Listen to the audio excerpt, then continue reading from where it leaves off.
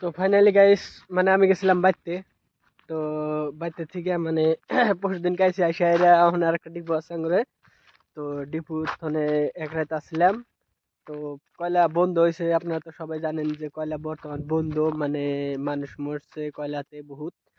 তার জন্য কয়লা বন্ধ হয়েছিল, বন্ধ হওয়ার পরে মানে আমার মেশিনটা অল্প খারাপ। তো আমি আইলাম মেশিনে এখন জামু, তে বহুত রিক্স, মানে এত রিক্স কওয়া চলে না। যে মানে পাহাড়ে কোনো ঢুকবা দেয় না, ঢুকলে আরে মানে পুলিশে ধরে না জায়গা। তো ফাইনাল মানে আমরা এখন আইলাম, আসার পরে এখন মানুষ আসবে, একটা মানুষ আসলে হারে তো বাইক দিয়ে যাবো। যারা মেশিন টেশিন ঠিক করে যদি কাম না চলে, কাম যদি বন্ধ হয়, তাহলে গোয়িং টু হোম, মানে বাড়িতে বাড়ি বগলে অনেক কাম নিছে মেশিন মহাজনে, তো ওখানে কাম করবো আর কি। তো ওখানে দেখতে পাচ্ছেন সামান টামান সবকিছু আছে। মানে আমি নিছি সামানটাও নিছি, মেশিনটা বানাবো, বানা টানা হাইরা তারপর সে দেখা যায় কি হয়, মানে ডিসিশন কি হয়, যে কয়লা খুলবো কি খুলবো না। মানে আমার সম্ভাবনা যে না খোলার বেশি সম্ভাবনা, মানে এতগুলা মানুষ মরছে, মানে ধরেন যে বহুত বহুত মানুষ মরছে। শুনছেনই তো আপনারা কম বেশি যে 300 ফুট তলে গেছিল, মানে শোরুম খুঁজা, তারপরে পানি উঠে হেরা মানুষ মরছে কয়লাতে।